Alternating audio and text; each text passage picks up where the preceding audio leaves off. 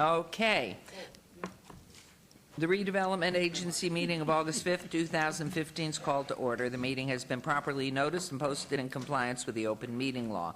These proceedings are being recorded as well as presented live on KCLV Cable Channel 2 and are closed captioned for hearing impaired viewers, made possible through the underwriting from Cox Communications. Thank you very much, Cox. Please note some customers of Cox Communications who do not have a cable box may view this meeting on digital channel 89.5. The Redevelopment Agency meeting, as well as all other KCLV programming, may be viewed on the city's website, www.kclv.tv. The proceedings will be rebroadcast on KCLV Channel 2 and the web the Wednesday of the meeting at 8 p.m., also on Friday at 4 a.m., Saturday at 7 p.m., Sunday at 7 a.m., and the following Monday at 1 p.m. This building is protected by state-of-the-art fire detection and suppression sprinkler system. If alarms should activate during today's meeting, please evacuate using the exit to the back of the chambers out to the mezzanine. Proceed out the double doors to the terrace and down the back staircase. For anyone who has difficulty with stairs, please check with a marshal or fire official for assistance. Once outside, assemble on the northeast corner across the street from City Hall at Lewis and 1st Street. Employees wearing safety vests or city marshals will inform you when it's safe to re-enter the building. For public comment related to items on the agenda, citizen participation, and public hearing items, we have available a speaker card which you may complete and submit to the city clerk. Cards are available online in the clerk's office or at the rear of these chambers. If you do not submit a card, it does not prevent you from speaking under public comment, citizen participation, or specified public hearing items. If anyone's present today who has need for hearing impaired equipment, please come forward and see our city clerk staff up front here. And if you parked in the parking garage across the street, please be sure to have your tickets validated by security officers when exiting. And we will move on to agenda item 3. This is time for public comment. During this portion of the agenda must be limited to matters on the agenda for action. The amount of time any single speaker is allowed may be limited. All comments made will be cross-referenced to those specific items. If anyone submitted a speaker card who wishes to speak under this portion of the agenda, please come to the podium and state your name for the record. We'll set the time at 1 minute. Anyone who wishes to speak under this portion. We'll close the public comment and move on to agenda item 4 for possible action to approve the final minutes by reference to the regular Redevelopment Agency meetings of June 17th and July 1st, 2015. May I have a motion to approve? I would move to approve those minutes, Mayor. Thank you very much. There's a motion to approve the minutes of June 17 and July 1. Please cast your votes and please post.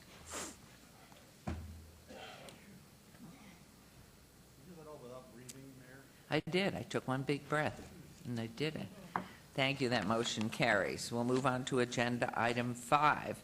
Discussion for possible action regarding an amended and restated parking garage payment agreement between the City of Las Vegas Redevelopment Agency, RDA, and the Fremont Street Experience Parking Corporation, FSC, and Nevada Corporation, relating to audits for parking-related property located at 495 Fremont Street in the redevelopment area in Ward 3 with Councilman Coffin. Good morning. Good morning, Mayor and members of Council and Redevelopment Agency Board. For the record, Bill Arendt, Director, Economic and Urban Development. This item before you is a procedural item to continue our partnership with Fremont Street Experience on getting repayment of some of the investment that we made initially in the land beneath the Fremont Street Experience parking garage. There's really one material change. I'm just going to read it real briefly for the record. In your backup in the document, Section 4 reads, throughout the term of this restated agreement, the corporation agrees to have its books and records audited by a firm of certified public accountants and at least annually, which audit may be consolidated with Fremont Street Experience Limited Liability Company, and to permit the agency to review that audit without charge to the agency. We've worked through how we can do that without having any proprietary information disclosed to the city and the redevelopment agency that would put the Fremont Street Experience at a competitive disadvantage, but still give us the ability to look at their books to make sure they're doing well and have the ability to repay our portion of the investment from the land beneath the Fremont Street Experience parking garage. They are in compliance with the agreement as far as the repayment. And with that, staff recommends approval. Mr. Jeff Victor is here in the audience should you have any questions of Fremont Street Experience. Thank you very much. Any comments, questions from council? I think we're good. I have just one. Are all garages that are jointly, or maybe there aren't any other, that are jointly owned by the city and private entities also audited? Yes, that's correct. This one is a little bit different, though, just for clarification. While we did make a contribution prior to the garage being built and acquiring the land, we don't have an interest in the property. We don't own the lands beneath the garage today. We don't own any portion of the garage. They just have a repayment obligation to us, which they're doing and they're meeting. So it is owned by Fremont Street Experience, and it is managed by Fremont Street Experience. But to answer your question on our other partnership agreements, we do audit records, and as you know, we are running a very successful operation on essentially fee-for-service, helping a lot of downtown property owners manage their private parking assets, whether it be a surface lot or a parking garage. And I would imagine this is public information then? Correct. Correct. Okay. Thank you very much. Is there a motion then, since we don't have any questions? Your Honor, I move for approval of item number 5. There's a motion to approve. Please vote and please post. Motion carries. Thank you very much, Mr. Arndt. I think you're going to be up here for a while since this is the RDA. Agenda item 6, discussion for possible action regarding the modification of the Commercial Visual Improvement Program, CVIP, for RDA 1 and 2 that provides financial assistance to new, existing, and expanding business owners with exterior improvements to commercial properties within the redevelopment areas 1, 3, and 5. Councilwoman Tarkanian and Councilman Coffin and Barlow.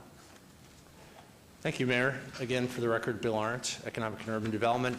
This item is really incorporating some policy changes for the current fiscal year for our Visual Improvement Program, or VIP. As always, any business owner located within the redevelopment area, either Redevelopment Area 1 or Redevelopment Area 2, is eligible for funding. What we are doing, because the program has been very popular, is we're making a few policy changes to make sure that we can spread the funds to as many businesses and help as many businesses as possible. Those policy changes are really threefold. First, we're reducing the maximum grant application for any application submitted July 1 or later to $25,000. In the past, we had gone up to $50,000. That does not mean that we're limited to participate on private projects for redevelopment agency projects to $25,000. It just means that through the VIP program, which is, again, intended to help small business and help it fix up the exterior of businesses, the storefronts, if you will, we're capping that investment at $25,000. We still can go larger for special projects, new construction projects like we've done in the past, anywhere within the redevelopment area. Second, we've eliminated targeted areas. We tried to target some commercial corridors and change the amount we give. Say, if you're in a special corridor, you get more than if you're not.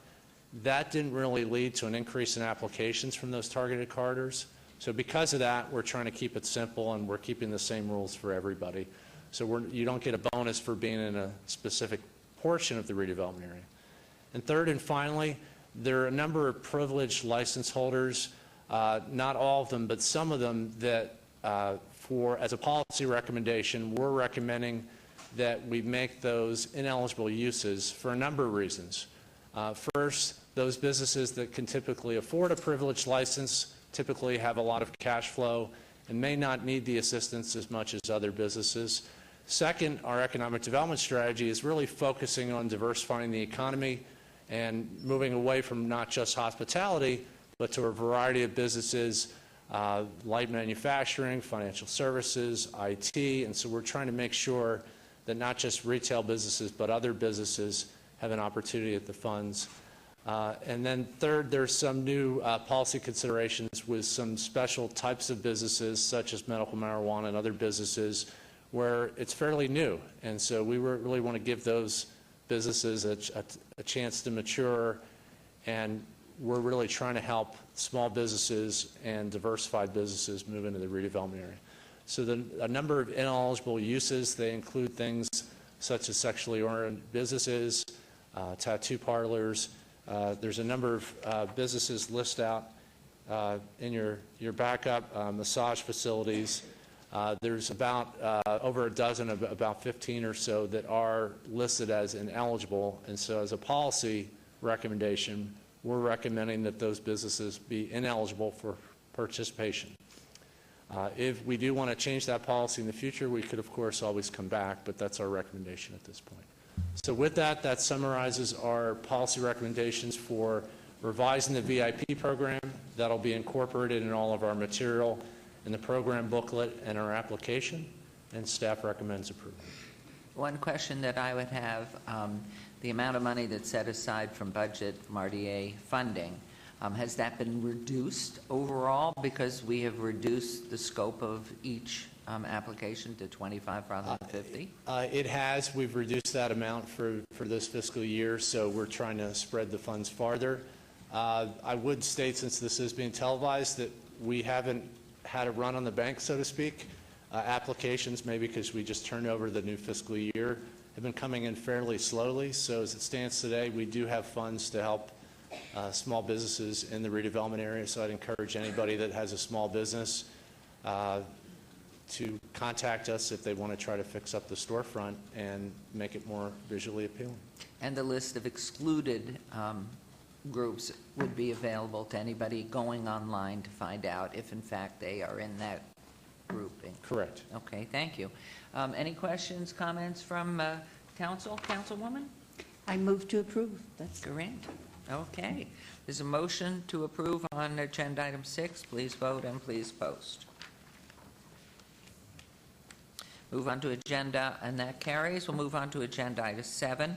RA 13-2015, discussion for possible action regarding a resolution finding the project proposed by the Commercial Visual Improvement Program, CVIP, agreement between the City of Las Vegas Redevelopment Agency, RDA, and Santa Gold Realty, LLC, owner located 1704 Santa Paula Drive, to be in compliance with and in furtherance of the goals and objectives of the RDA plan, and authorizing the execution of the CVIP agreement by the RDA not to exceed $25,000, RDA Special Revenue Fund, Redevelopment Area Award 3 with Councilman Coffin. This item is related to General Council Item 32, R44-2015. Good morning. Thank you, Mayor. This item is part of our VIP program, and before I introduce our applicant, I'd just like to explain a little bit about the project. This property is located on 1704 Santa Paula Drive. It is in the redevelopment area and therefore eligible for the program. The property owner is looking to make over $100,000 in major exterior and interior improvements to the property, and without the grant would not be able to complete the exterior improvements. The business there will create approximately 10 full-time jobs.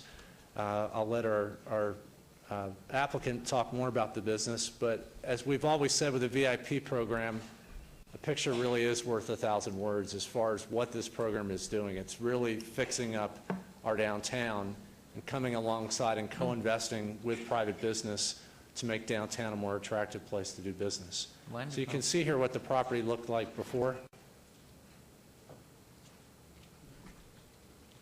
And then after, you can see the dramatic change. Wonderful. This is a site plan for the parking, showing the parking. I'll leave it back up on the exterior. The business is in the wedding planning business.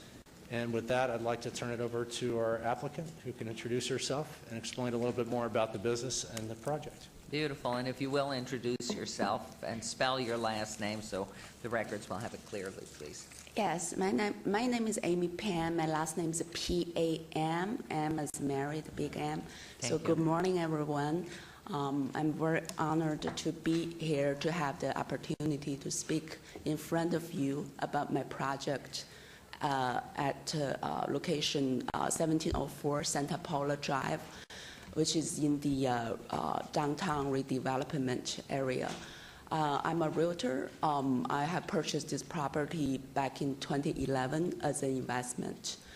Over the past 4 years, I managed these vacant properties. There are break-ins, nuisance by many homeless people in that neighborhood because that property were vacant. Now my tenant is the Trouble LLC. They provide wedding services. They are located on the Strip, and they're expanding the office to my property to support their busy business. We have signed a 3-year lease agreement with 7 years to extend. The total estimate cost, which including drawing permit, material, and labor for the internal and external improvements is going to be around, I introduced, it's gonna be over 100,000. So for the parking lot alone, it's going to be close to 25,000. So that's why I'm here to ask for your consideration to grant the money on this project so we can improve the parking lot, landscaping, exterior stucco, and roof repair in order to enhance the look of the property and the neighborhood. Thank you. Wonderful. Thank you for your time. Wonderful. Looks beautiful. Do you have a sign there on the property too, or no? Not yet. Okay, thank you. Comments, questions, Councilwoman? Would you just show the before again? I think you've just done a beautiful job. We should see it again. The before, That's yeah. Firestone. And you're going to have the parking lot redone. Yes. You've just, I'm sorry? you've done a beautiful job. Thank you very much. Thank you. Any comments, questions? Okay, Councilman? Thank you, Your Honor. Yes, congratulations to you, Amy, and thank you for investing in downtown. That's a very important location you picked because it's a gateway to one of our oldest and finest neighborhoods, which is always in a battle for survival because it is right next to the Strip and Sahara. So, you know, that's a risky place, but it's been a place that people have stayed for generations. So we appreciate you helping clean it up.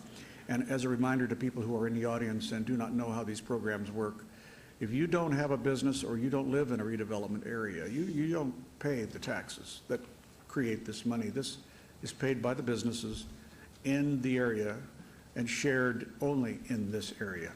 So it's direct taxation, which is then spent in the area to improve the outcome, the outlook of anybody's investment in the area. We try to do this for as many people as possible.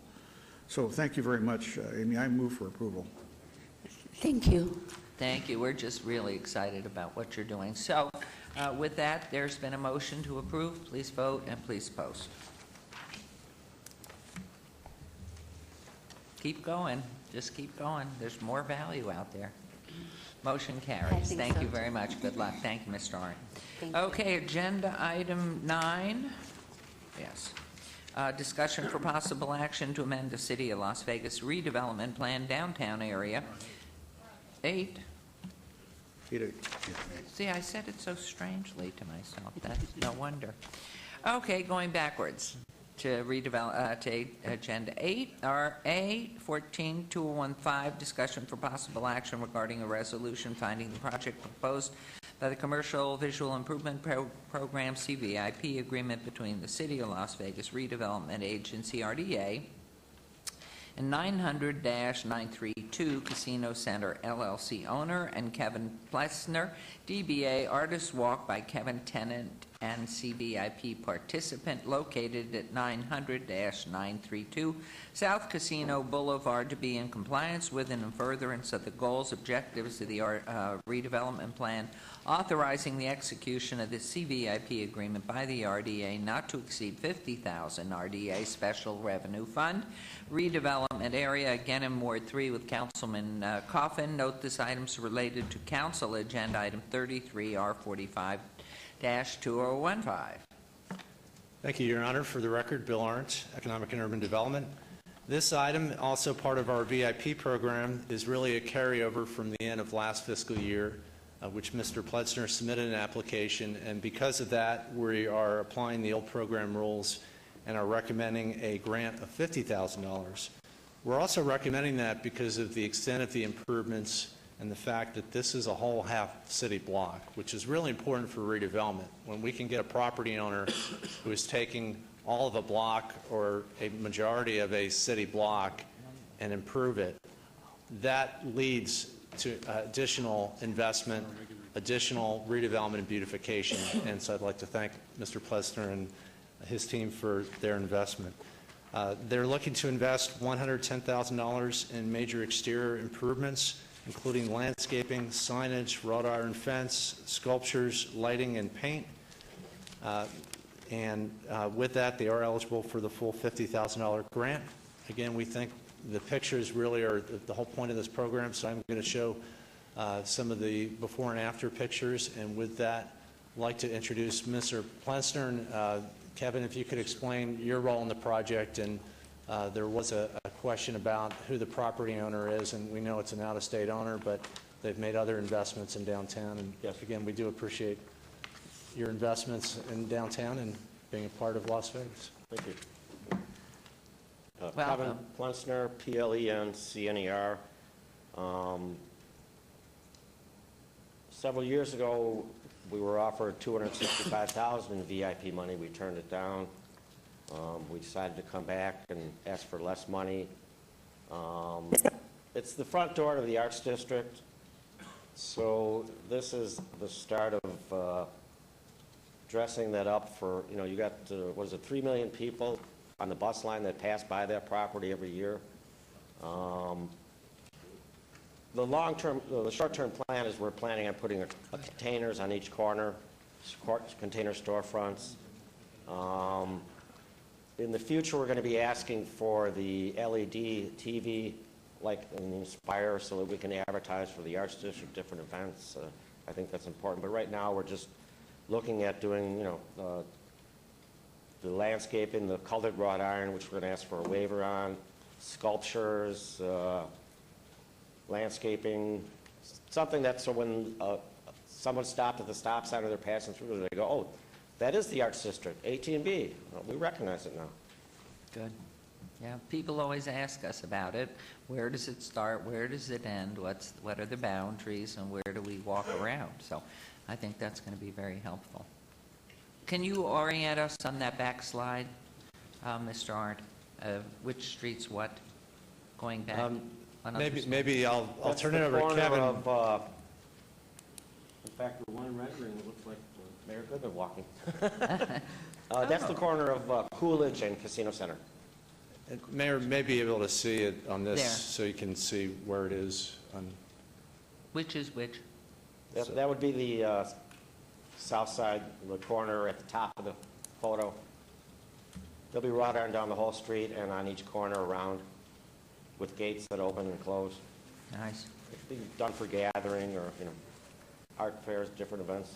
Okay. Thank you. Any comments, questions? Councilman? Thank you, Mayor. Kevin, you're getting pretentious on it. I see you've now put your name on this artist walk by Kevin. I didn't know you could draw. Oh. Come on. No, I had a friend that had an art magazine in Wisconsin. He said, what you have to do is be like Madonna or Calvin Klein, where you use your first name and everyone recognizes you. Okay. I can buy that, Kevin. Well, please give our regards to the Krillick family as well for Thank you. their investment in downtown. And thank We're you. getting This is, by the way, it's exploding. You mentioned the Eclipse Theater, I think, didn't you? What's that? You mentioned the Eclipse Theater, which is going to be very close to this. So this is all part of another little nucleus of Yes. nice places to be. So we can look for maybe scheduling a few events in that area, too. Well, I have to commend your council of being forward-thinking and moving ahead on projects ahead of the curve, and all of a sudden the curve's there, and you're moving ahead farther, right? We thank you for your flattery. Thank you. Okay, I now move for approval of item 8. Thank you very much. This motion to approve agenda item 8. Please vote and please post. And that motion carries. Good luck. We look forward to it. Hope your Thank you. timeline is starting next week. Okay, agenda item 9, discussion for possible action to amend the City of Las Vegas redevelopment plan downtown area redevelopment areas 1, 3, and wards 1, 3, and 5. Councilwoman Tarkanian, Councilman Coffin and Barlow. Thank you again. Good morning, Your Honor. And for the record, Bill Arndt, Director, Economic and Urban Development. My son, that I want to give a Comment this morning? I apologize for sharing, but is there public comment? Agenda item 8, or am I looking for the proper area? When we get to, on agenda item 8, when we get to it through the regular city council, there will be time. We did have open, at the beginning of the meeting of this redevelopment, we had public comment, and we will be closing with it again. No, it's not at this point public hearing on that particular item, but we will be back to it. So please. Thank you, Your Honor. This is our last item on the redevelopment agency agenda, and an important item. It should look like a familiar item for a lot of reasons. We had started the process and then stopped for expanding our redevelopment area. We did that for a couple of reasons. One is the legislature was in session, and we wanted to see what changes, if any, would be made to redevelopment law in Nevada. And second, we wanted to see if there was an opportunity to extend the useful life of the agency, the sunset date. The idea with redevelopment is you have redevelopment for a period of time. You don't have it forever.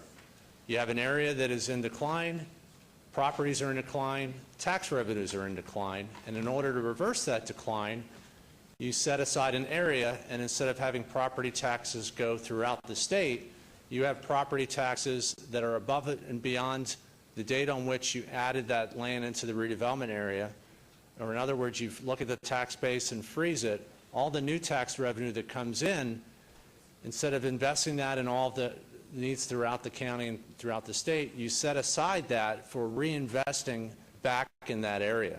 So this is really taxpayer money from these properties reinvesting back into their properties and the surrounding area to help lift up all the properties. Our original redevelopment area had a sunset date in 2031, or in other words, we started redevelopment in 1986, and it had a 45-year life. The Nevada legislature this past session allowed agencies created before January of 1991 to extend their useful life from 45 years to 60 years, thereby giving us the opportunity, should we wish to take the opportunity, an additional 15 years. So we're really doing two things with this action. We're actually looking to, one, add some additional area into redevelopment, and I'll explain why that's important and some of the advantages not only for the city, but for all of our residents and property owners in the area. But second, we are looking to extend the sunset date of our redevelopment plan area number 1, which has a sunset date in 2031 to 2046. And I'll also explain why that's important. Also, I want to explain just some context, because I know we have some attendees that are in the audience, and we did notify residents by mail, property owners by mail, of this action. This is the first step in a series of steps, so there's no final action being taken today. So all of our attendees here that own property or are interested about what we're doing will have an opportunity not only today, but throughout the process to make their voice heard. There's some common misperceptions about redevelopment. One common misperception is, if I'm in the redevelopment area, will that change my taxes? Will I have to pay more taxes? The answer to that is no. The tax rate throughout the city, whether you're in a redevelopment area or outside of the redevelopment area, is exactly the same. So your property taxes won't go up or won't go down as a result of being in redevelopment. A second misconception is the city adding land into the redevelopment area to take the property, to use eminent domain. This body, the City Council acting as the board of directors for the redevelopment agency, had passed a resolution to not use eminent domain. That resolution is R-83-2006.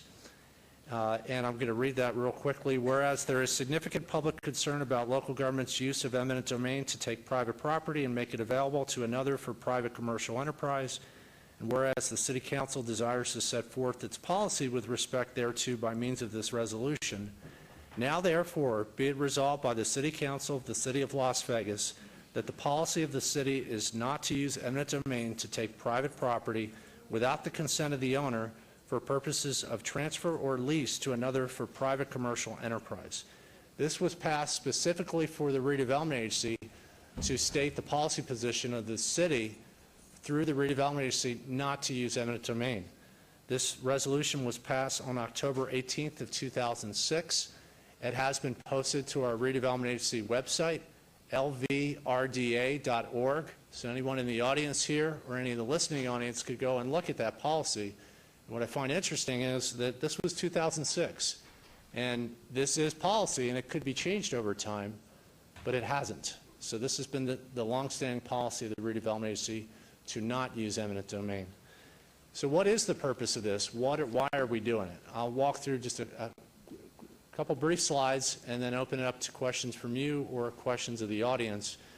There are some pieces of land immediately adjacent to our existing redevelopment area which are not in the redevelopment area, which we believe warrant consideration. There are really three areas, and we've labeled these, and these are just labels for the purpose of illustration: Project A, Project B, and Project C. We also could have labeled these Area A, Area B, and Area C, or Region A, B, and C. We don't have a specific project necessarily in mind. We want to encourage new private investment and new projects in all of these areas, and we rely on private partners to do that. Project A, Area A that you see there is some land immediately within the Las Vegas Medical District, which we are finding is having a resurgence. And there are a lot of investors, private investors, that are very interested in investing dollars in that area. Not having the redevelopment area at the medical district is a disadvantage to private investors who could get more support from the agency, whether it's direct support or just funding for infrastructure to continue some of the things we've been doing in that area. Similarly, Project B, that's some area in West Las Vegas and some area just immediately east of I-15 and north of US 51595. And I'll zoom in these areas so you and the audience can see these. But this is some area which we're also seeing a resurgence. We've seen a lot of investment from the city. We've seen new small businesses open, and we believe that we'd like to have this area in the redevelopment area. And then finally, Project C, or Area C, is some land along Maryland Parkway between Charleston and Sahara, and some land on Sahara between Las Vegas Boulevard and Maryland Parkway. And again, we want to have an opportunity to invest dollars in the area. The main advantage of being located in a redevelopment area is there's a fiscal tool, a funding resource, Redevelopment Agency funds, which we can invest in these areas. Without being in that area or having a direct nexus to that area, we can invest these dollars in these areas. So as it stands today, we're unable to invest Redevelopment Agency dollars in these areas. And so as we've seen a lot of the infrastructure improvements that we've looked to support, and I'll just give one example coming up. This is Area A, the medical district, and you can see here the ward boundary, Ward 1, and then the existing, it's a little bit hard to see on the map, but the crosshatched area, which is essentially to the right or east of this area, and then the area in the red is not in the redevelopment area, but without having this area in, we can invest dollars in, and we see the need for investing additional Redevelopment Agency dollars to support projects and support infrastructure in this area. Project B, this is in Ward 5. These are also the areas. And again, we have all these maps posted on our website, so I know for the listening audience and the audience here today in person, it's hard to see the street boundaries. We do have these posted on our websites. I have Rich Atkins here, my staff here, who's leading this effort. We'd be glad to meet with anyone here today or schedule an appointment after this morning's meeting to look at specific properties. But again, if we don't have these areas in the redevelopment area, we can invest dollars in the area. And I want to give an example that was supported by Councilman Barlow and the City Council at large. We've made a lot of investment of infrastructure dollars on D Street. What many may not know is that the Redevelopment Agency was part of that investment. We helped add to our public works budget to make that project even better than what it could be. And so we're a part of the solution. We're not the whole solution, but we think redevelopment agency and our redevelopment dollars, when done right, can be a very important part of the solution. Finally, the Area C here, you can see the area along Maryland Parkway. You see the cutout there for the park approaching Charleston and the area off of Sahara.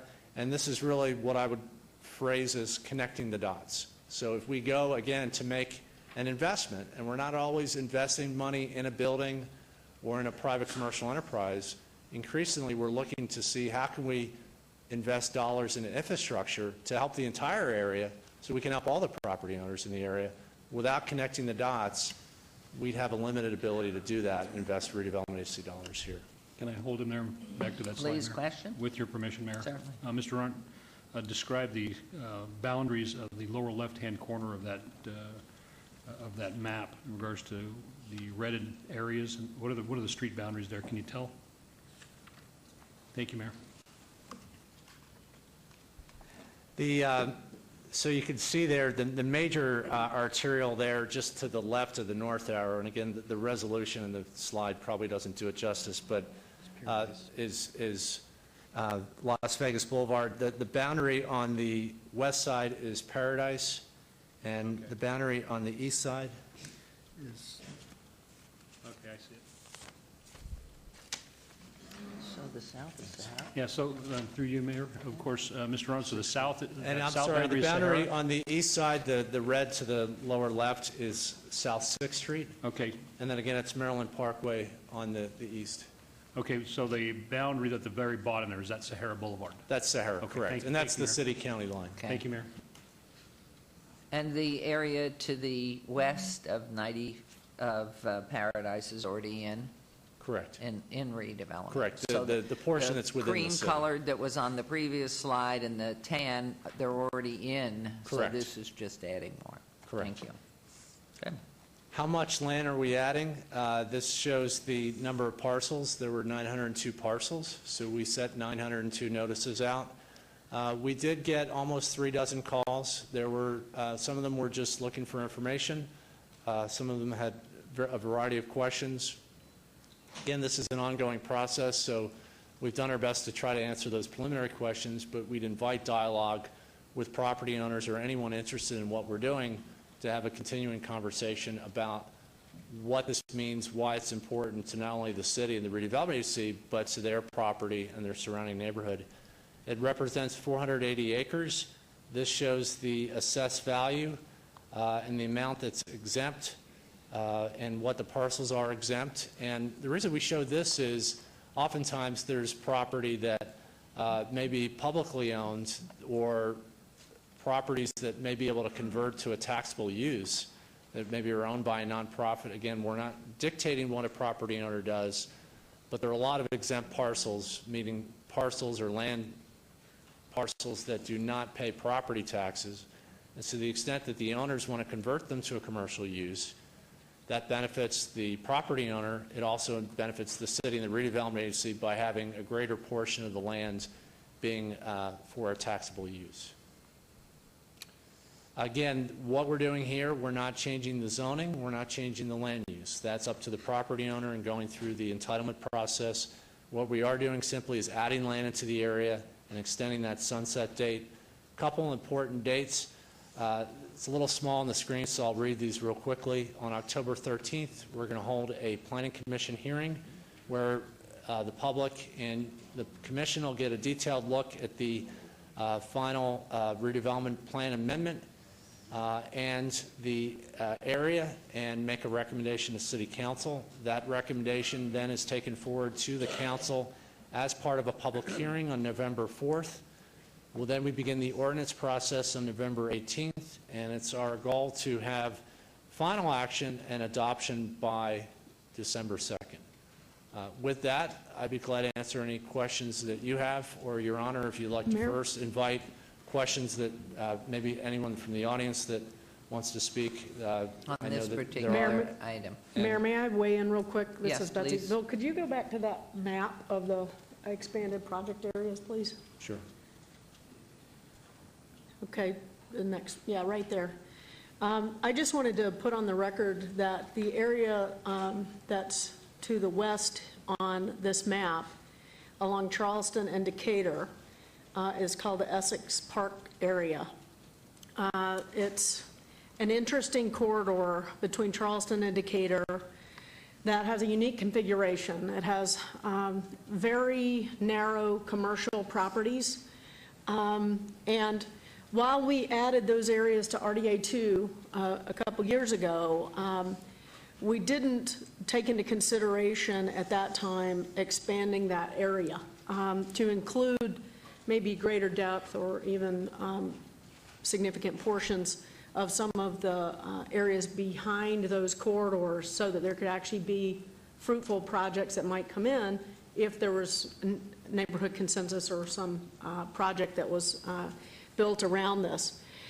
So what I've asked our RDA team and our planning department to work on is a separate process from the one that's before you today to really reevaluate that entire Decatur-Charleston corridor, Can including you Essex point Park. to that, please, that small little skinny strip way over on the west side? Right down further to. Yeah, right, show where that up- is, and it's along Charleston too, Right right? in there. Okay, so in that general area,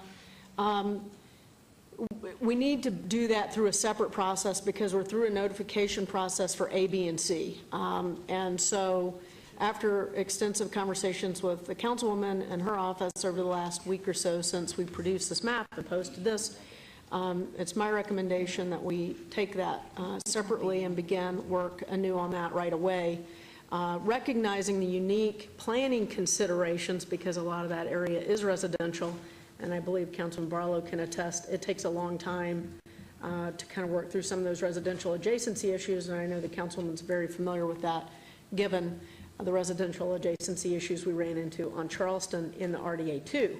So we've got some additional work to do on that.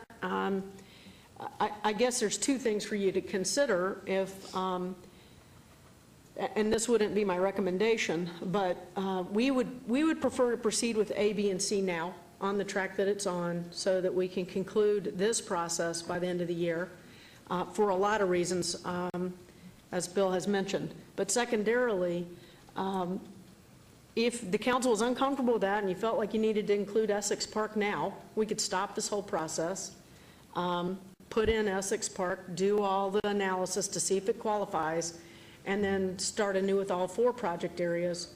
My recommendation would be that we take Essex Park, the Charleston, Decatur corridor separately, start the initial blight work now, Right. and have a separate track for it. Yes.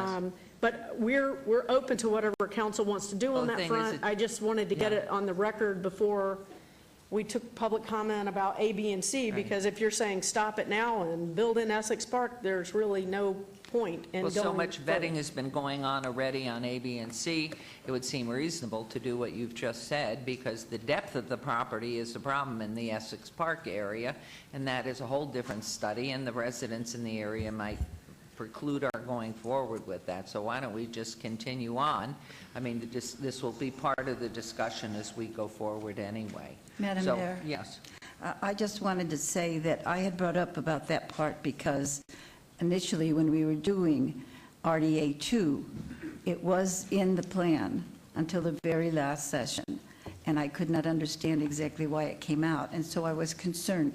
But I do not myself personally want to stop this process now. I think we should continue this process, and I think we have the commitment, from what Betsy's saying, to then consider the other for the needs it had.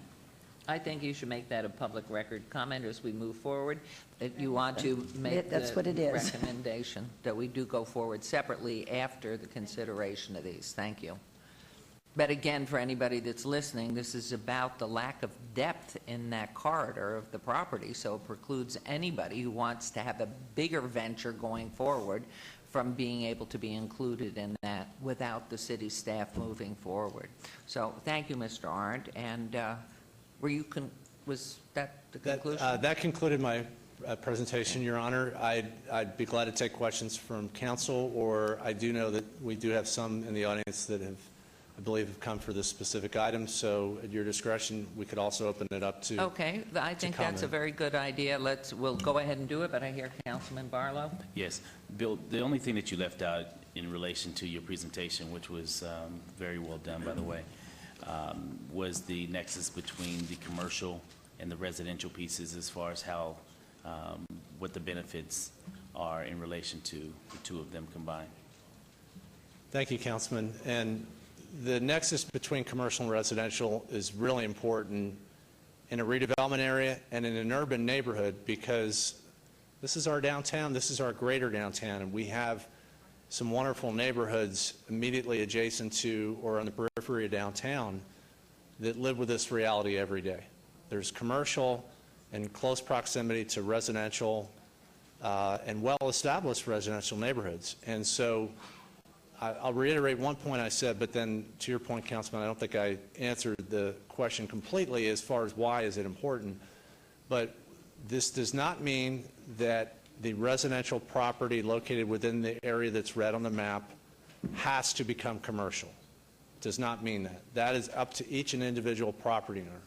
What it does mean is that the city and the redevelopment agency are recognizing that there is a nexus, that in order to have great residential neighborhoods, we need to make sure that the commercial and the residential are developed appropriately, and that it has access to all the resources from the city and the redevelopment agency that we can. And so this can include doing things like streetscape, landscaping, upgrading infrastructure, having important community assets, whether it be Edmond Town Center, making sure that that succeeds, Las Vegas Enterprise Park, everything that we're doing on D Street as far as being a gateway and the historic West Side School. We want to continue to make those kinds of investments, but without having this land in the area, we can't. We do have some programs that help residences. We do have redevelopment agencies set aside dollars for housing, but primarily for our redevelopment agency commercial dollars, we want to invest these dollars either into commercial projects or into infrastructure. And we realize that some of these neighborhoods that are represented on the map are some of the oldest neighborhoods not only in the city, but in the Las Vegas Valley. And our public works dollars only stretch so far. So these redevelopment agency dollars can be a great resource. And just to conclude, one of the reasons why we're coming back now, and not just because of the legislative process and what happened in Carson City, but we finally turned the corner as a redevelopment agency. Our redevelopment agency is healthy again. We have revenue in excess of our debt payments. We position the agency through prudent fiscal management to be able to invest again. And we'd like to invest in not only in the traditional downtown, but in these neighborhoods as well. Without having this area in, we can't do it. Thank you. Thank you. Yes, please. As your suggestion that we add the coming addition of the land near Decatur, by whomever makes the motion, we might also have something in there that addresses this situation also. So that's on the record. And for anybody who's here or who's viewing this, economic urban development, when you call and want to have further discussion on this, please ask for Mr. Arndt or his staff. They'll help you. But EUD are economic and urban development. But thank you very much. And Mayor, I'll just put on the record, you can reach us by phone at 702-229-6551 or online at lvrda.org. That's Stands simple. for Las Vegas Redevelopment Agency.org, lvrda.org. Wonderful. And because you so nicely asked, on this particular item in the RDA, on agenda item 9, if anybody has a comment they'd like to make on this particular, we will be having public comment too right after this, and then there'll be public comment open on all items as we go forward in our city council meeting at 9. So anybody who'd like to comment, please come forward. And we welcome to us our wonderful County Commissioner Christian Kiliani. Okay. Good morning. Good morning. Christian Kiliani, County Commission District E, and I represent this area, and Councilman Coffin will need to maybe have a neighborhood meeting. Some folks had called me that had some questions about it, and I know that there's a longer process, but I just wanted to put on the record that the concerns were in Project C. The map shows a very narrow strip looking at along Maryland Parkway and Sahara, and but the parcel numbers listed, and I think that's what scared some people, actually went into the residential area. And so maybe that's something that can be cleared up or explained down the road, because it showed from Paradise to 6th Street, the houses as well as that corridor, if you look at the parcel numbers. That's what the owners told me. I have not verified Right. that. So that was the concern that they had. How much adjacency do you deal with? And the reason I bring that up is before Councilman was on the City Council, when Councilman Reese was here, we had developers that came into that Santa Paula, Santa Rita area and were trying to intimidate owners into buying their homes for less than their value, trying to get the city, they were trying to get vacated streets. Councilman had to shut that down, but it scared people, and I think this just kind of caused another ripple effect to some extent. So I just wanted to put that on the record. I will work with the councilman. We can maybe do a neighborhood meeting because it's 2 areas that are selected along there. It's also the Maryland corridor. Looks like it picked up parcels of residential as well. So that just was what I was asked to kind of put on the record as far as that's concerned. Thank you. Chris, stay up here for a second. Mayor, may I engage Chris for just a second? I think, and I had asked Bill Arndt, because I thought we had neighborhood meetings, or we had meetings of concerns, and we mailed out notices to The people. notices, I was told by folks they got the notices. I had not found anybody that had a meeting. I know even Assemblywoman Swank, whose home's in this area, did not know Bill. about or did not do anything. Mr. Arndt, do you want to come up and address that, please? Were there notices mailed out, and are there going to be neighborhood meetings, please? Thank you again for the record, Bill Arndt. We did send the 902 notices out. The commissioner is correct. There are some properties that are zoned residential that may be being used as professional office, and so it was kind of hard to tell from ownership records what should be in, what should be out, but I was contacted by Assemblywoman Swank as well, so we do understand that to be an issue. That I was just contacted by her, I think, last Friday. So we are going to look into that. We did hold neighborhood meetings, but it was some time ago. This is, again, really kicking off the process, so I think there are enough questions that it is prudent to hold a neighborhood meeting, and we'd certainly look to the leadership of the councilman and the commissioner if she's interested to join us at those meetings. Thank you, Bill. Mayor, Chris and I will work out a public meeting for the neighbors, probably at the Mesquite Club or someplace what I'm like thinking, that Mesquite in the Club close would be neighborhood. fine. Thank you. Thank you very Great, much. thank And you it's for awkward. coming. I try to explain to people this is a city issue, even though I'm a county commissioner for that area as well, but I have to defer to Bob. But he's been great to work with, and I think we'll put something together so that we You can know, answer it some of the brings a questions. question, if I could just ask you a question. Why did the county decide to scrap redevelopment? We mothballed the RDA. It was only in one district, E, and it was only 3 parcels or 3 sections that were there, and at that time it was taking money away from UMC as well as from school districts. And so we made a decision to not have that revenue loss go to them. In addition, at that time, it was right at the downturn, and Turnberry and Sahara Hotel was in the redevelopment area just to generate the revenue, because nothing else along that corridor across the street by Commercial Center did.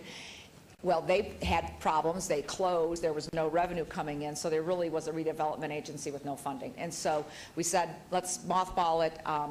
Down the road, though, I am asking staff to look at that because I'd like to at least complement the city side of what you're doing on the south side of Sahara, if nothing else. And we did do a SOSA district. We did a public hearing. We hired Lucchese Galati about 8 years ago. We did a public design from Paradise all the way down to Maryland Parkway, color scheme, roadway, pedestrian, so that we do have that plan in place. It's just everything's mothballed at this time because there was no funding for it. Thank you, Chris. Thank you. Thank Thank you, you Mayor. very much for your day. Thank you. Okay, Councilman. Oh, we're still in public. I'm so sorry, please. Well, I know we're in a hurry, so I'll be very brief. I'm Catherine Duncan. I'm representing the Ward 5 Chamber of Commerce. And my biggest concern is for this particular area, that's the traditional west side, because as you know, this area has gone through a lot of public meetings. We went through the F Street public meeting process. We went through the D Street public meeting process. Then we just went through an entire charrette process, and now we're getting ready to go through the redevelopment process, and we're also looking for zoning changes. And I'm wondering if we couldn't perhaps combine some of these meetings so that we're not, strung along for the next 2 years trying to get our needs met. So if we could include the zoning while we're doing the redevelopment process, I think will be a real asset for us as a community to get that handled at the same time. Good input. Thank you very Thank you. much. We'll ask Mr. Arndt, EUD, and of course, Councilman Barlow. I think that's wise, because meetings and meetings. And again, please state your name. Sally Carroll, and I have questions about, I think they call it Project B, Okay. the section there. Yes. And I would prefer area in the first place so I can understand it better. Being older people, we have a tendency not to understand your language. Okay. I do want to thank you. And I have to tell you, sometimes we don't understand the younger I believe people's you language also. more. I never heard language like they're making up today. I do understand. I've been there also. But my question is this, and I think some of the others that are here also, and I want to thank the committee person for presenting his presentation in the manner that he did. Now, my question is this. I'd like to know what type of businesses are you considering for this redevelopment area, and also to let you know that when people got the notice, they were just thinking of, God, they're trying to take my property, and I knew that that couldn't be it. No, no, no. I knew that that should not have been it, okay, because of the law that was passed in 2006. So any further communication, could you please make it a little plainer so that the older one of us can understand the language better? But for right now, I'd like to know, what do you have in mind when you say you want to redevelop the area? What type of businesses are you considering? And I know that you're not trying to force anyone to sell their property. Right. Thank you. Mayor, Yes, please, Councilman Barlow. if I may. And thank you so very much for stating that as well, because for a lot of people, and I know the language that the government sends out is not always as clear as it should be, and we'll, of course, try to do a better job at presenting that, specifically when we're sending out notifications to so many thousands of people, to make sure that their voices are heard and that they are engaged. But to answer your question specifically, the type of businesses specifically for the historic West Las Vegas community, we're looking at a variety of businesses. I mean, from small mom and pop type setups to mixed use developments. And so what we have today, as we all very well know, specifically in the historic West Las Vegas community, we have a lot of vacant parcels of land. And you all don't like it no more than I. And so what I've been receiving over the years is, how do we get this area turned around? How do we get folks to move back into the community? And so for that, we have to look at it from a two-pronged approach. We have to look, well, actually a three-pronged approach. The infrastructure, making sure that the roadways are improved, the surfacing of the streets, the landscape, the lighting in the community, and those are areas that I've been working on aggressively, as you've seen, as far as all of the development that has been taking place around the area. Secondly is the residential component. We have to figure out, how do we tie the residents, you property owners, into a process that you will have an opportunity to leverage and revitalize your properties. And I'm glad you mentioned the fact that the resolution that we established in regards to eminent domain. The city is not coming in, once again, and I've been having this conversation even when Councilman Weekly at the time held the seat. We're not looking to take anyone's land, but what we're trying to do is provide an opportunity for those properties that are not within the redevelopment area to access capital in order to revitalize and redevelop your parcels. Today, we don't have a system in place, being that you're outside of the redevelopment area, to provide assistance. But being inside of that corridor, that boundary, you now have an opportunity to reach in and figure out how, in fact, you can redevelop your parcel by making it multiple housing, because a lot of the parcels are vacant today, so you can basically build a home or build multiple homes in order to generate revenue for yourself, and the redevelopment agency allows you to do that. If you have a commercial piece that makes sense, whether it's on Jackson Street or D Street or even Owens, you have an opportunity to reach into the redevelopment pot to help you basically generate income or stimulate income in order to revitalize or redevelop or even build a new facility in order to generate income for yourself. And so the city can't do it all by itself. And what identified is the fact that there's so many property owners that I have to basically try to get as many people as possible together in order to say, hey, if you're in the redevelopment area, I can assist you. If you're outside of the redevelopment, I can't do anything to assist you. And so for that, the residential piece is very critical. And thirdly, the commercial piece, as I mentioned before, because in order for people to really move back into our community, you're going to need all of those amenities that others outside of the community enjoy, whether it be restaurants, whether it be dog grooming, whether it be flower shops, you name it, all of those simple amenities that people enjoy walking in and out of their communities each and every day. And so there's nothing that's taken off the table as it relates to what we're looking for. We're just looking to revitalize, bringing residents back into the area by way of encouraging you property owners to reinvest in those vacant parcels of land. So hopefully that I was able to answer your question in such a short or long approach in that manner. You Okay? just took the break away. I want you to know that.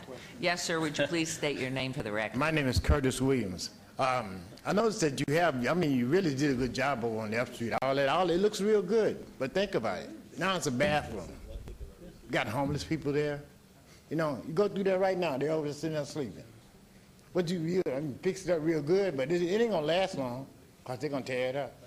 Thank you. Thank you very much. Anyone else? Please state your name for the record. Good morning. Deidre Hayden, we have a property at 1611 South Maryland Parkway. We're just in the center of this new proposed Project C. I'm wondering if the bus stop location is going to be considered and possibly relocated. It currently sits the northbound travel lane of Maryland Parkway, rather just north of Okie, in an actual travel lane, so it stops traffic and/or causes people to go around it, trying to not get stuck behind it or at the light at Okie. That's a very Well, good just point. a couple buildings up, Maryland Parkway opens up and has a parking lane, which I feel would be more wisely used as either a bus stop or possibly even No, it's a very good point. and I'm Could just you wondering if that's restate gonna- your name, please? The clerk Deidre was... Hayden. Could you spell? DeidreHayden. And we Thank are you. one building north of Okie on Maryland Parkway, and this happens about every 15 minutes. The fact that we have to deal Good with the point. bus stop and the trash and all of that and the people, that's our problem, but the safety issue is, it doesn't make sense to have it in a travel lane when just a couple houses up, there's an open parking lane. That's just what I'm wondering if that would be considered in this Thank project you very at much. all. And Mr. Thank Arndt, you. just RTC and travel lanes as well, obviously, Mr. Coffin, Councilman Coffin, is aware of that. Yes, please state your name clearly, and if it's unusual, please spell it for the clerk. My name is Bonnie Barberini, Barberini. Thank you. Good morning. We own a business on the corner of Rose and Alta, and so we are already in the medical district area. However, the new map downstairs shows our parcel in blue as part of Valley Hospital. So my concern is, and it's not just our building, it's all the way down that side of Alta between Rose and Tonopah. Is Valley going to take that over? No. That was not intended. Okay. No, that's not intended. I think it was just that the line went that far. But if you have private land, it's not included in the Valley Hospital All right. land, which I believe that was the question. Yes. No, to my knowledge, and I've been to just about every one of these meetings, there is no, and has been no mention of that occurring. And that's just a line drawn to show what's included, but it doesn't mean that any change occurs in the ownership of your land. All right. Thank you. Okay. Thank you. Thank you. Next, please. And sir, state your name and unusual spelling. Please make it clear. Morning. Good morning. Mayor, Councilman, my name is Willie McTeer, M-C-T-E-A-R. Thank you. I have a couple of questions.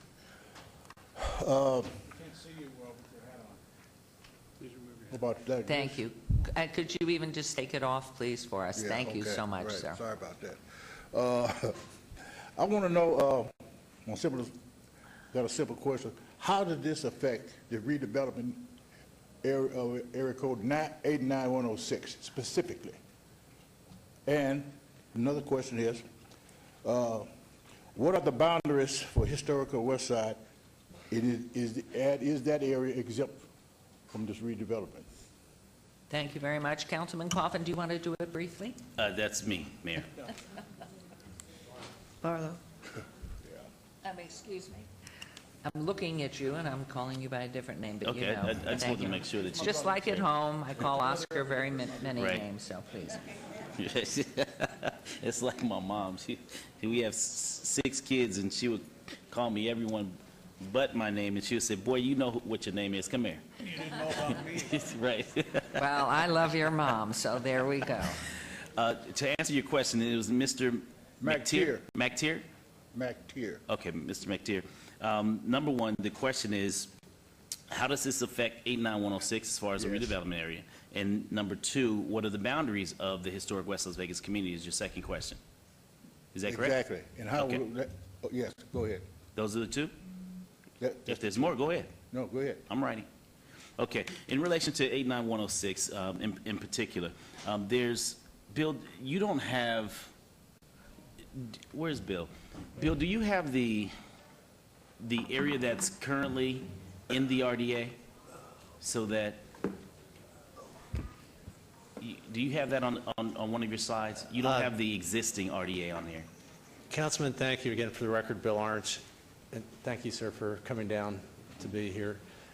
It's hard to see at this scale, and I apologize that I know that this probably is frustrating for our audience to see what's in, what's out in the streets. Is it everything in the yellow? The area that's shaded in that pale yellow Okay. is in the redevelopment area. So Okay. there, Okay. if I can Then get we're to good. that specific portion here, and if I could ask Mr. Atkins to come up No, again. no, go back to the yellow. That's fine. Go back to the yellow. Go back to the yellow. That's fine. Okay, that's good. Leave it there. Okay, so as it relates to 89106, the portions that are within the boundary pretty much go out as far as, let me see, the zip code is, it looks like it's, I can't even see the street, but it looks like it's Simmons. So you're looking at approximately Simmons to the west, you have Cary to the north, you have I-15 to the, yeah, stop moving that arrow. You're messing me up. You have I-15 to the east, and you have US 95 to the south as far as the boundary of the redevelopment area that affects West Las Vegas.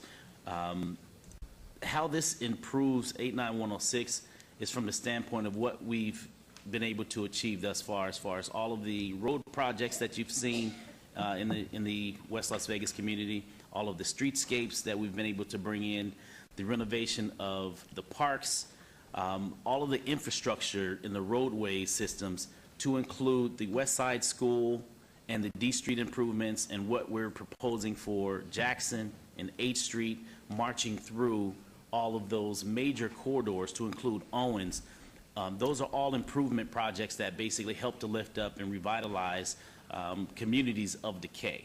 And so from the standpoint of redevelopment, those redevelopment dollars basically assist me as your council person to tap into those resources in order to make sure that those improvements gets underway in order to increase the value of all property values, whether it's commercial or residential, number one. Number two, if you're in the RDA, if your parcel, whether it's commercial or residential, it is in the RDA, we have the ability to assist those who are looking to revitalize those parcels. But I also, allow me to digress and say this, if you choose to be out of the RDA, you have that option as well, because whether you're commercial or residential.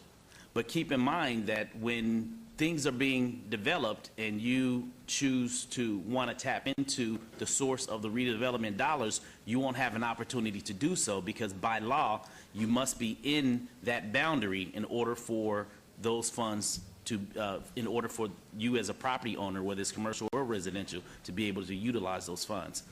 And the city is basically precluded from assisting in that manner as well. Okay, suppose I don't want to be a part of that, and will I be automatically uprooted for my resident because I don't take No. part in it? No, no, no. So let me just dispel Yeah, the myth, yeah. and I appreciate you asking the question. This has nothing to do with a taking.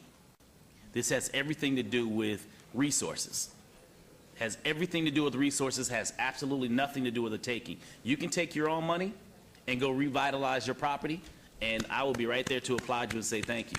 But if you don't have the resources to revitalize your property and you're within the RDA, I can come to you and say, I would like to assist you by giving you this assistance through the RDA to help you revitalize that property. But if you're not in and you come to me and say, I would like for you to assist me with revitalizing my property, I have no tools or resources to do that because you're not within the boundary of what the law has spelled out as far as what I can do for properties that are inside that boundary. And I understand that. Yes, sir. I beg the question because I bought some property, I re-improved it. I called your office to actually be reimbursed. I put a sidewalk where there wasn't a sidewalk. I never got a response. So I'm just kind of jittery about everything I'm hearing and seeing. I just want to be sure that the people in the area code 89106 would not be uprooted from their homes because they're generational. Absolutely. And be displaced, go somewhere else. That's what I. And let me just say this also. I too, one, was born in the area. I too have lots of family members, to some of them are sitting in this audience as well, that still live in the area. So keep in mind, number one, I'm not here to do any harm to anyone in the neighborhood that I was born in. I'm here to basically make sure that we turn this community around so that we can make it aesthetically pleasing for the next generation. And do all that we can to support that effort. Now, in relation to, you know, the sidebar, as far as the sidewalk that you put in front of your place, this is the first I've heard of it. Thank you for doing so. But if in fact you were within the RDA dollars have the ability to replace all of those dilapidated sidewalks. But that's a story for another day. But that's one of the key pieces as it relates to what being in the RDA can do to assist neighborhood residential streets as well as those major commercial corridors as well. But I'll be happy to sit down with you and have further conversations, Mr. McIntyre. One last thing. Yes, sir. I would be great if you could arrange a meeting for your constituents in that area to reassure them. I live my neighbors are older people, and they don't understand. Yeah. They feel threatened. It's a generation of people that live in these homes. It would be great if you could, I don't know, call a meeting for your constituents in that area. Of course. And further explain that. And let me say this before you have a seat, and I appreciate you sharing that. If there's anyone on this council that has neighborhood meetings for small and big things, it is I, right? And I've had a number of meetings, and we've sent out notifications to even get to this point. And so there will be more neighborhood meetings prior to the October date of this coming back before the Planning Commission. So this is just an additional bite at the apple to engage the community to say, hey, you know, West Las Vegas, we're looking to do this. If you're interested in participating in the process as far as being within the boundary of the RDA, the Redevelopment Agency, within this area, please come and share your thoughts, share your ideas. Let us know whether or not you want to be in or out of the RDA. But as Councilman Weekly said many years ago, and as I'm saying today moving forward, that for those that have been in the RDA in the past have been able to benefit from their parcels. Those that have chosen to be out have basically been left behind, and I don't want that to happen. I want to see this entire area redeveloped so that we can live once again in a vibrant community that I once grew up in, that I would like to see that turned around. And in order for me to do that, you have to be a part of the process. What I'd like to ask is for anyone else, let's keep this very brief. We want to get into council meeting. Your concerns are really well understood, which is why we have wards and why we have council persons responsible in their wards for sharing with you the information to put any anxiety you have and to have you help you understand what this is about. This really is going to be a benefit, not a detriment, and protecting our neighborhood and our cities. All of us, I've lived in the same home now 40 years. There you go. And we've got Project Neon wiping out property, which is going to ultimately benefit the entire area, and so it's fine. The key is to get the right information. So Councilman Barlow and Councilwoman Tarkanian and Councilman Coffin, and to my right, Ross and Anthony and Beers are really here to serve you, make sure that things are fine. You need meetings. They're going to make sure they're meetings to help clarify everything. And I know Mr. Arndt and his staff will make sure that those meetings are plentiful enough and noticed enough that your questions will be answered. But please call Mr. Barlow, Councilman Barlow. I know you know that number by heart. Yes. So, And yes, there will be multiple neighborhood meetings. You will be here prior to. So I look forward to it, Ms. okay, so let's McIntyre. keep Thank you. this brief. And unfortunately, we are human beings and we're not technology. And I understand why I did not want to. I just wanted to roll into City Council meeting for all of you who are still here. We have to take a pause of 5 minutes. So yes, please state your name for the record. We're going to take the rest of the public comments on the RDA meeting. Please, sir. John Johnson for the record. I wanted to first of all say that I think it's a great idea, especially for Ward 5 and the historical West Side, to have the opportunity to be part of the RDA. But there was two concerns. One of them Catherine brought up was the zoning. You know, like he said, there are some nonprofits in the area, you know, who may want to go commercial, but they're residents. So, you know, having that mixed use is a very beneficial thing. So I think that's a great time saver if we do it all together as one. The second thing, a lot of people know me in the community. I'm actually a community liaison for Assemblyman Harvey Mumford.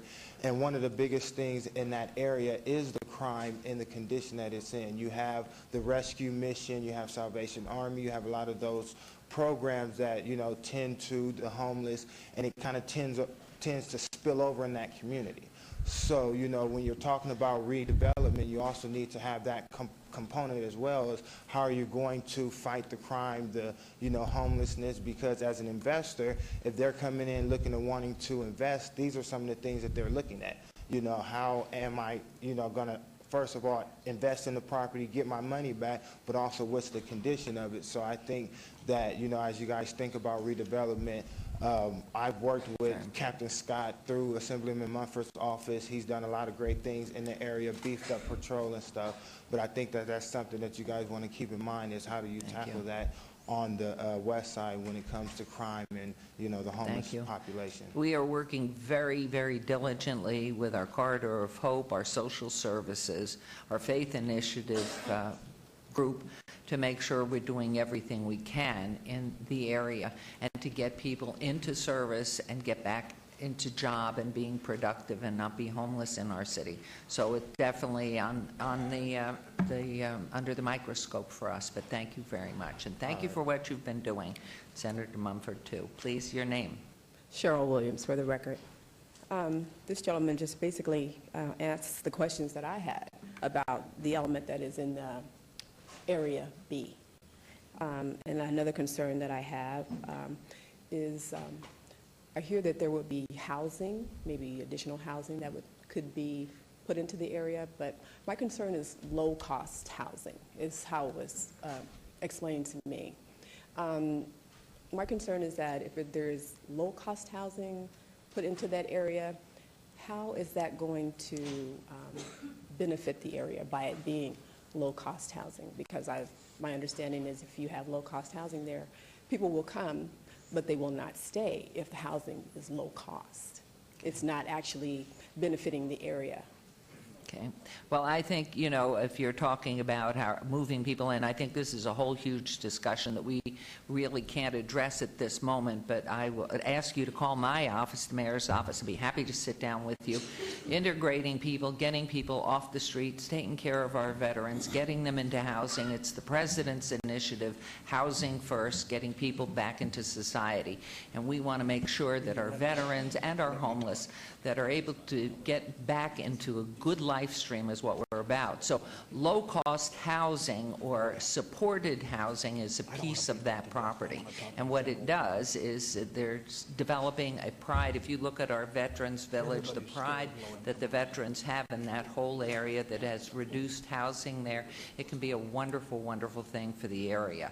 So there are, I mean, obviously there are always other sides to the coin, but this is something as we go forward, and I'm not sure of the plans at this point for anything that has been approved to put in any type of housing beyond what's already on the books that's public record. So Mayor? give my office a call, please. Yes? May I? And it's not just to address your concerns, ma'am, but it's also, on an item a while ago, we brought this up, but we now have a large audience of people here, many of them who live downtown, I recognize. And so they live near or in redevelopment areas. And I just want to make sure you know that this is all about proper application of tax money. It has nothing to do with moving people away from their houses or scraping blocks clear and putting low-income housing in. You know, that is confused with urban renewal. And urban renewal, if you're over 50, you probably have a real good idea what urban renewal is and was, and it doesn't suit us, and it doesn't suit the areas that created these Stalinist-like housing blocks. So, no, we're way past that. This is all about improvement of what's there and increasing the possibility that people can be in business in these areas. And again, all of the tax money that is taken goes right back into this area. There's no increase in taxes, no increase at all. It is merely a slice of the existing property taxes that you pay will then go in to finance how these things happen. So I know people sometimes think urban renewal when they hear the word redevelopment, but it is as far from that as Saturn is from here. So be sure to tell all your friends. I take advantage of this large audience to just repeat what I had said an hour ago, that it is not going to cost anybody any money if they're not in the businesses in that area. So what I would like to do, we still have a motion, but I want to conclude and thank you very much. And please feel free to call any one of us, but my office be happy to sit down with you. Okay, thank you. Thank you so much for coming down. Anyone else on this particular RDA item? I'm going to close the public hearing and ask if I might, Councilwoman, since you haven't used the microphone for a bit. I would like to make a motion now that would pass this on to be considered for possible action. That's the motion you're requesting, isn't it, Bill? All right. Yes. So we're not making a motion of decision today. There'll be many meetings between today and the final vote. So my motion is to move this on to be considered for possible action. And just to clarify, you're approving to send the proposal to the Planning Commission. So you're not That's approving right. the plan amendment or That's the final right. report. You're We're just not taking the approving. action to move it to the next step, to send it to the Planning Commission. That's right. My motion is to move it to the next step. And I would like to add the two things we discussed today, and that is, included with that, would be immediately beginning to process to add additional land on Decatur to RDA 1. No, it's 1. I checked that out. You can, Councilwoman, you can just tell us to add it to the RDA, consider addition to the RDA. Okay. And then we're covered. Okay, then I'll just say consider addition to the RDA. And then also, I think we should note someplace that residential areas may be added to the RDA if they're adjacent to commercial and funding might be used to improve disrepair in the area. I think there's a big question here. It's not to take over anybody's house, it's to improve in the area. And so that's my motion. Okay, there's a motion. Please vote and please post. Your Honor? Yes, sir. Thank you. I guess I feel obligated to disclose that I am the chairman of the Southern Nevada Health District starting last month. The Health District is a government entity here in Las Vegas and Clark County that is charged with providing for public health services for the entire county and is funded almost entirely by property tax. So that agency will be hurt by this action. I was concerned that I might have a conflict of interest and cannot participate in the debate, but our city attorney has opined that because I have no pecuniary interest in the health district, I do not get paid by them. This is all encompassed under my city council salary. And the Southern Nevada Health District would not be impacted any differently than any other local government agency by this loss of revenue. Other agencies will suffer a similar loss in revenue, that I am not conflicted and I can participate in the vote. Thank Thus, you. that leads me to the vote itself, which I'm planning on casting a no vote. I've been 3.5 years on the council watching this redevelopment process pretty closely. And I'm concerned the property in the existing RDA has failed to achieve the same increases in property value that we saw around the rest of the valley from the time that the RDA was created until today, perhaps not even any faster than the underlying level of inflation. I've seen several specific instances in just the last couple of years where downtown redevelopment only occurred once the RDA stepped back out of the way and the private property owners jostled amongst themselves. I think the biggest downtown success story is the East Fremont District. And that was done substantially without the RDA and the RDA's assistance. And I'm also concerned that there's some danger here. The year that the property tax increment, which is the income to the RDA, reached its peak, which was I think about 6 years ago, the RDA went out and borrowed as much money as they could, pledging all that revenue to pay it back. Today, that revenue has fallen substantially as property values have tanked and not yet fully recovered, and we now take money from parks, fire, police services, our other general fund activities in order to keep the RDA going because it doesn't have enough revenue to pay for its debt service. So for all these reasons, I'm planning on voting no. And I realize casting a no vote on this decision sounds kind of controversial because we've been given the upsides, the potential upsides in the presentations today. But I would remind the council that the California legislature extinguished that state's more than 400 local government redevelopment agencies a little earlier in this decade. According to the legislation that the legislature passed that year, it was in order to protect local funding for core public services at the local level. Thank you very much Thank for you, your Your Honor. comments, and please cast your vote, and please post. Mayor, question on the motion. Yes, please. I'm sorry. I can't sit idly by and not respond. The folks in this audience that reside within the redevelopment area are taxpayers. They've been paying taxes for many, many, many years. A lot of them have been paying taxes longer than I've been alive.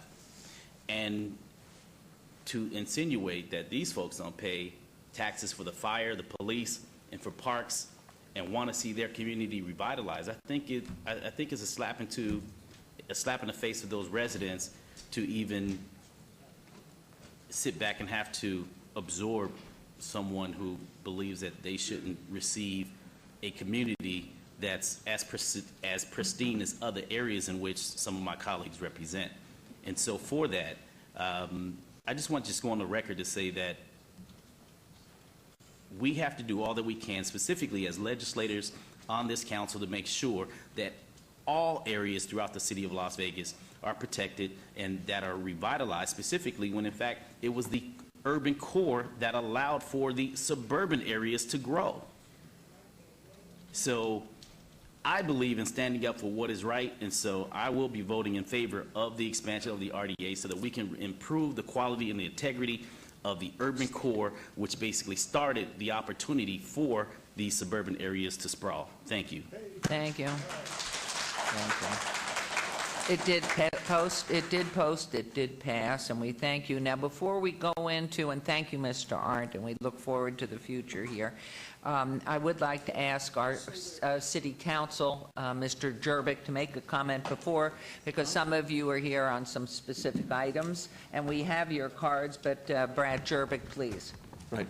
It hasn't gone without notice this morning that there are several members of the audience that are present that are performers on the Fremont Street Experience, and it's my understanding that many of you are here today to speak on item number 14, which is the business impact statement, and item number 74, which is the introduction of the new bill.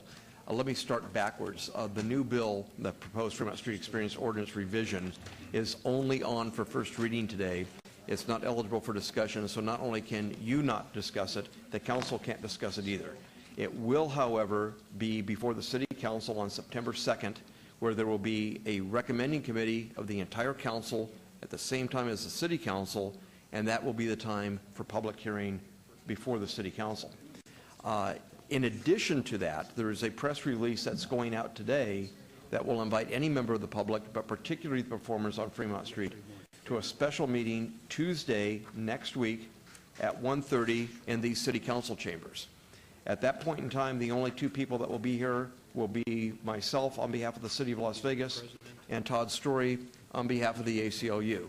And what we are here to do that afternoon is distribute clean copies of the ordinance, which are in the backup right now, and hear all comments from Fremont Street performers, because there are many parts of this ordinance that still need refinement and filling in. And so I think at the mayor's request and at our request, the best time to begin that process will be Tuesday afternoon. If at the end of Tuesday afternoon we have not reached perfect agreement, and it's likely we're not going to reach perfect agreement, maybe some agreement, we'll at least have narrowed the issues down to those few issues that remain for the council to ultimately decide on September 2nd. So it's the mayor's request this morning and our request that, keeping that in mind, that there will be a meeting on Tuesday, just an internal meeting just with street performers to discuss this particular ordinance here in these council chambers. And we're starting at 1:30. We have it from 1:30 to 2:30. I give you my word, we will stay here as long as it takes. So to repeat Second, that's Tuesday, what is the that is date? Tuesday, August the 11th. At what time At here? 1:30 in the afternoon at the Las Vegas City Council chambers, the same room you're in right now.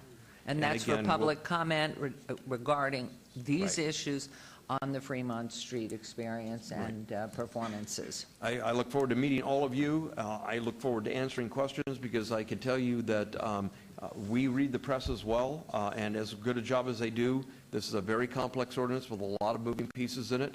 We want to make sure before we begin a very lively discussion, which I expect, that everybody understands exactly what we think this is and what it isn't.